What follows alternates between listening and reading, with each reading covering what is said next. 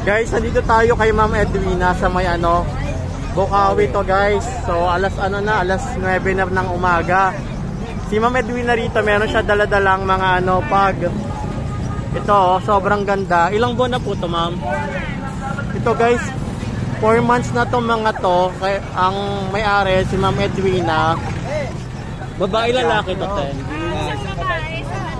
Isang babae, isang lalaki. Ayan guys, so ito yung lalaki guys. Ito naman yung babae. Ano yung dadala mo, te?